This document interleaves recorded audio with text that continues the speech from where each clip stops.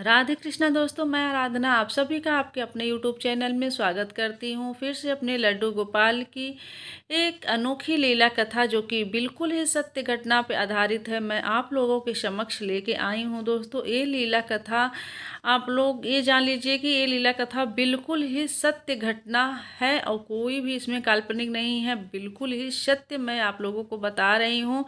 यकीन मानिएगा। और ये लीला कथा ना आप लोग पूरा एंड तक सुनिएगा, इसमें कोई भी काल्पनिक नहीं है दोस्तों। और आप लोग अगर ये लीला कथा एक बार सुन लेंगे ना तो आप लोगों की यकीन मानिए आप लोगों को लड्डू गोपाल पे और भी ज़्यादा विश्वास हो जाएगा। जो लोग अभी तक नहीं रखे हैं ना कृष्ण कन्हैया को और बस उनके ऐसी कहानियाँ सुनते आ रहे हैं और उनके मन में भक्ति भाव मतलब है उनके अंदर कान्हा के प्रति, तो आज की ये लीला कथा सुनने के बाद यकीन मानिए आपका विश्वास, आपका इनके प्रति प्रेम और भी ज़्यादा अटूट हो जाएगा और आप की श्रद्धा इनके प्रति और भी ज़्यादा बढ़ जाएगी दोस्तों। क्योंकि आज की लीला जो कथा मैं सुनाने जा रही हूँ आप लोगों को ना, ये सुनने के बाद ज़्यादातर लोगों को तो यकीन ही नहीं होगा कि क्या इस कलयुग में भी जो है हमारे कृष्ण कन्हैया ऐसी लीलाएं क्या यकीन में दिखा सकते हैं। आप अभी तक तो जैसे हम लोग ये जानते हैं कि कहीं ना कहीं हमें सपने में दिखाते हैं, जैसे हमसे अगर कोई भूल हो जाती है या हमसे कुछ कहना चाहते हैं हमारे लड्डू गोपाल, तो या तो किसी को माध्यम बनाते हैं अपनी बातों को कहलाने के लिए या फिर वो खुद सपने में दिखते हैं। तो आज की लीला ऐसी कुछ नहीं है दोस्तों। आज की ये लीला जो है अपने लड्डू गोपाल की जो मैं बताने जा रही हूँ, ये खुद स्वयं लड्डू गोपाल ही आके अपनी लीला को दिखाए हैं अपने भक्त के साथ। तो आज की जो लीला कथा है वो हमारे साथ शेयर कर रही हैं कानपुर की निधि जी, जो कि कानपुर में रहती हैं। अभी उनकी एज बहुत ज़्यादा नहीं है, उनकी शादी को 5-6 साल हो गए हैं। 2019 या 18 में हुआ था उनकी शादी। तो मतलब वो नए नए कपल थे तो वो लोग अपना कानपुर में शिफ्ट हो गए थे क्योंकि वो उनके हस्बैंड जो हैं कानपुर में जॉब करते हैं। और निधि जी ना बहुत ही सीधी साधी हैं, मतलब कि कोई उनके अंदर जैसे छल कपट नहीं है, बस जो उनसे जो कह देता है उसी बात को मान जाती हैं क्योंकि उनके अंदर छल कपट नाम का कोई चीज़ ही नहीं है।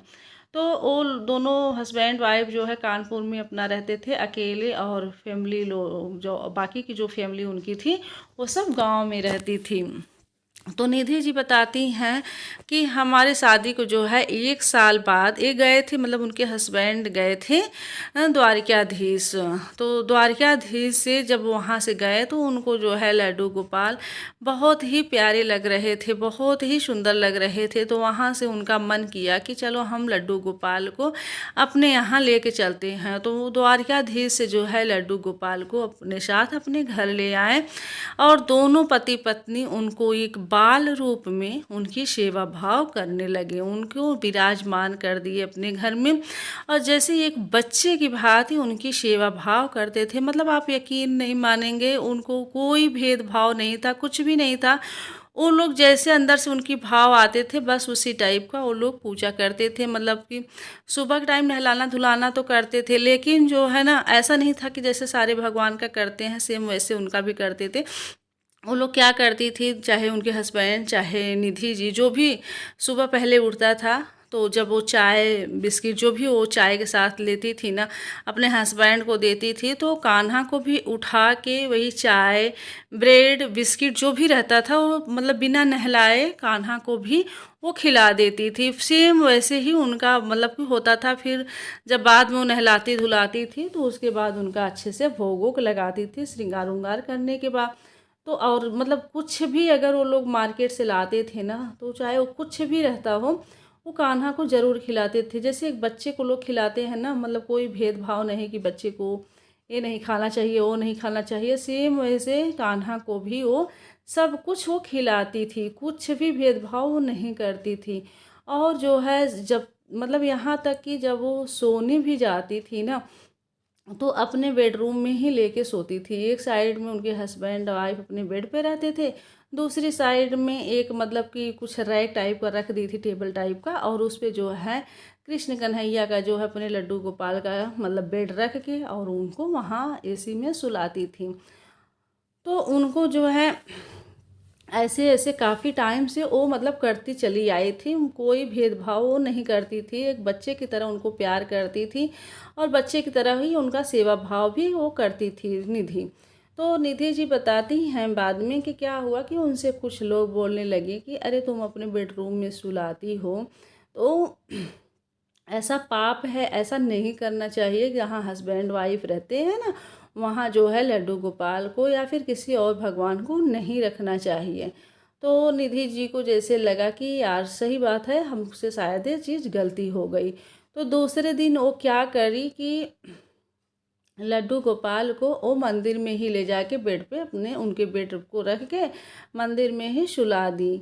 तो अब उनको जब अपने रूम में आई वो सोने के लिए, तब उनको जैसे बेचैनी सी होने लगी। जैसे होता है ना कि एक माँ अगर अपने बच्चे को अलग कर देना तो उसको नींद नहीं आती। अगर उसका बच्चा कहीं और है, माँ कहीं और है, तो माँ को जैसे बेचैनी सी होती है कि मेरा बच्चा वहाँ मतलब कि होगा, पता नहीं किस हाल में होगा। सेम वही हाल निधि का था। निधि जी का मतलब रात भर उनको नींद नहीं आई और वो जगती रह गई। तो उनको अचानक से मतलब उसी दिन, आप लोग बिलीव नहीं करेंगे, मेरे तो बोलते बोलते मेरे रोंगटे खड़े हो जा रहे हैं। आप लोग यकीन नहीं मानेंगे, मैं भी जब मुझसे भी जब वो बताई ना, तो मुझे भी बिलीव नहीं हो रहा था कि क्या ऐसा सच में हो सकता है। क्या जो है इस कलयुग में हमारे कृष्ण कन्हैया ऐसा कर सकते हैं।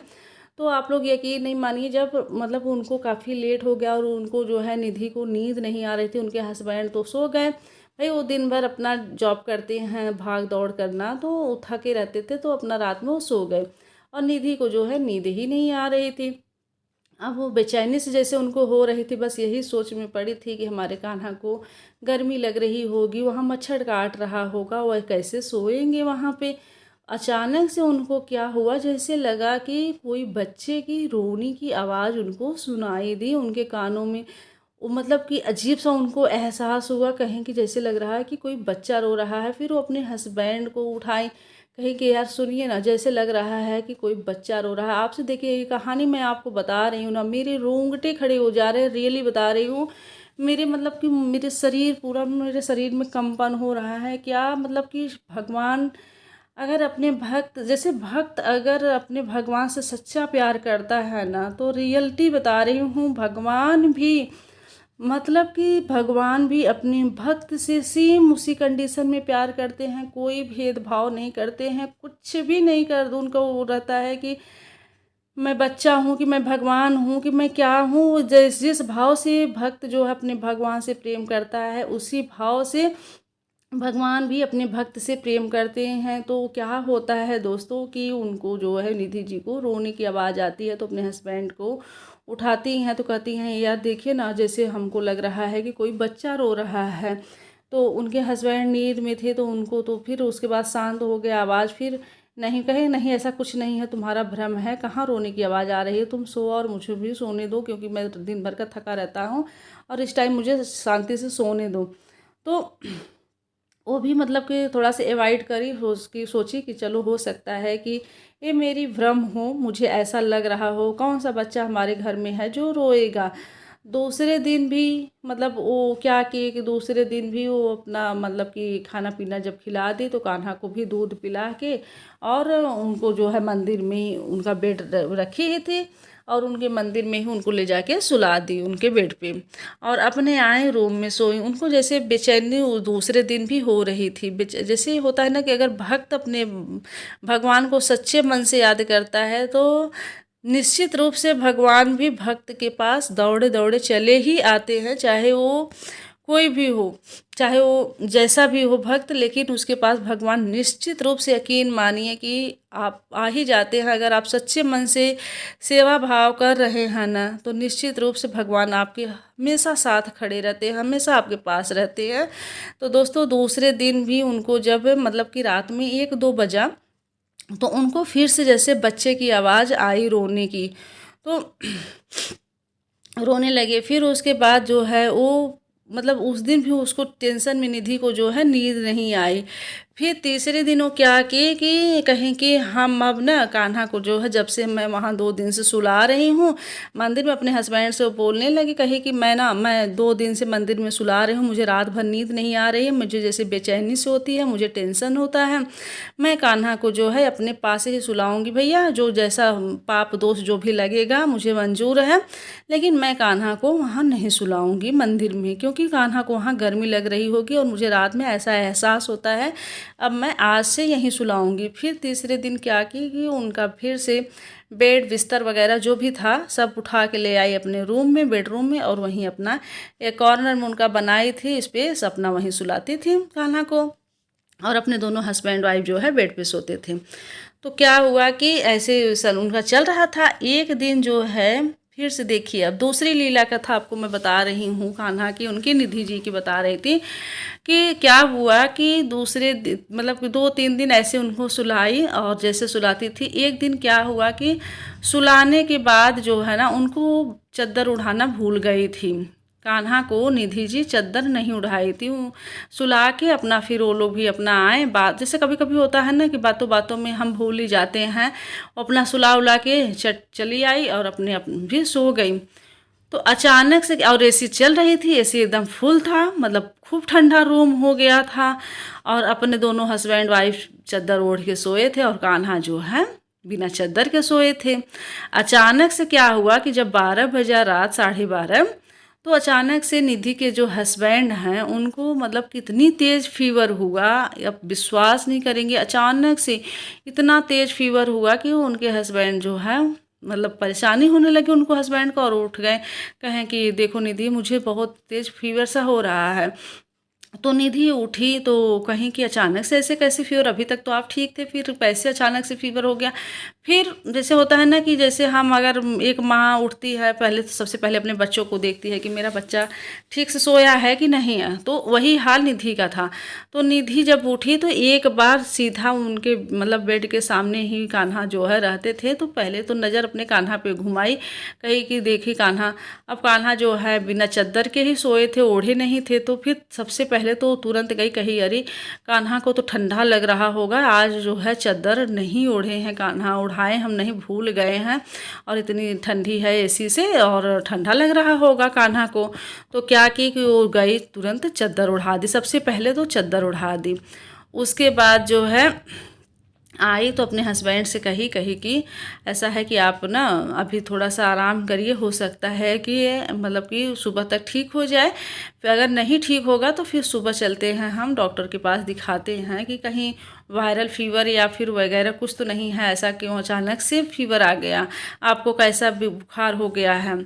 तो आप लोग विश्वास नहीं करेंगे, यकीन नहीं मानेंगे दोस्तों, कसम से बता रही हूँ कि वो निधि के हस्बैंड का जब वो चद्दर उड़ा के आई कान्हा को, मात्र 10 मिनट लगा था, मात्र 10 मिनट बाद जो है एकदम उनके हस्बैंड का जो है फीवर नॉर्मल हो गया, मतलब बुखार का जैसे कोई नामो निशान ही नहीं था। अचानक से उनके शरीर एकदम ठंडे हो गए और बुखार जो है ख़त्म हो गया। तो दोस्तों जो है ऐसा हुआ, उसके बाद फिर उनको समझ में आ गया निधि जी को कि बस करिए, ये लीला हमारे कृष्ण कन्हैया ही दिखा रहे थे, और बस इन्हीं की लीला थी, इनको मैं चद्दर नहीं उड़ाई थी तो इनको ठंडी लग रही थी, तो ये इतना लीला दिखाए, अगर इनको बुखार नहीं हुआ होता तो न तो मैं उठती और न तो इनको हम देखती और न तो इनका चद्दर मैं उड़ाती। तो ऐसी लीला अपना दिखाते रहते हैं हमारे कान्हा जो हैं। अगर कोई भी भक्त सच्चे भाव से, सच्ची मतलब प्रेम से अगर इनकी सेवा भाव करता है ना, तो यकीन मानिए हर हमेशा जो है अपने भक्त के साथ ही जो है खड़े ही रहते हैं। तो दोस्तों आज की हमारी ये लीला कथा आप लोगों को कैसी लगी, मेरी ये कहानी, मेरी ये कथा आप लोगों को सुनाने का मेन माध्यम यही था कि जो भी भक्त अपने भगवान से सच्चे भाव से प्रेम करता है, सच्ची भाव से सेवा करता है बिना किसी स्वार्थ के, तो यकीन मानिए कि हमेशा भगवान उसके साथ ही खड़े रहते हैं, अपने भक्त के साथ ही खड़े रहते हैं दोस्तों। तो निधि जी बताते ही हैं कि वो दूसरे दिन से अपने कान्हा के प्रति उनकी भाव, उनकी भक्ति और भी ज़्यादा बढ़ गई, और वो एक बच्चे की ही तरह उनकी सेवा भाव करती चली आई हैं। कहा गया है ना कि जिस भाव से हम अपने लड्डू गोपाल की सेवा करते हैं, सेम वही भाव उनको भी चाहिए रहता है। अगर हम किसी के कहने अनुसार हम उस पूजा पाठ में उनके सेवा भाव में जो है परिवर्तन करने लगते हैं ना, तो उससे जो है हमारे लड्डू गोपाल को भी परेशानियां होती रहती है, क्योंकि उनको वही सेवा भाव की आदत पड़ जाती है जो हम शुरू से करते आए हैं। तो आपकी बस वो भाव देखते हैं, वो क्या आप कर रही हैं क्या नहीं कर रही हैं, वो उससे कोई मतलब नहीं है हमारे भगवान से, हमारे लड्डू गोपाल से, हमारे ठाकुर जी से। बस वो आपका भाव देखते हैं कि आपका भाव क्या है उनके प्रति। आप जो है स्वार्थ से पूजा कर रही हैं या फिर उनको मतलब एक सच्चे भक्त हो के जो है बिना स्वार्थ के आप उनका पूजा कर रही हैं। बस वही भाव वो देखते हैं, और जो सच्चे भाव से अगर उनकी पूजा करता है दोस्तों, तो यकीन मानिए हमेशा उनके साथ उनके बगल में वो खड़े ही रहते हैं, हर परेशानियों से उनको दूर करते हैं। तो दोस्तों, ये हमारी लीला कथा, हमारे लड्डू गोपाल की ये लीला कथा कैसी लगी आप लोगों को कमेंट में ज़रूर बताइएगा। बिल्कुल ही सत्य घटना पे आधारित है। अगर थोड़ी भी अच्छी लगी हो ये कथा, लीला कथा, तो प्लीज़ आप लोग वीडियो को एक लाइक ज़रूर कर दीजिएगा। चैनल पे पहली बार आए हैं या फिर अभी तक सब्सक्राइब नहीं किए हैं तो सब्सक्राइब भी कर लीजिए, बेल आइकन को प्रेस कर दीजिए, ताकि ऐसे ही भक्ति भाव से संबंधित, धार्मिक कथाओं से संबंधित और हमारे लड्डू गोपाल की लीला, सत्य घटना पर आधारित लीला कथा आप लोगों को देखने और सुनने को मिलता रहे दोस्तों। तो चलिए आज के लिए इजाज़त चाहती हूँ, मिलती हूँ नेक्स्ट वीडियो के साथ। तब तक के लिए राधे राधे, हर हर महादेव।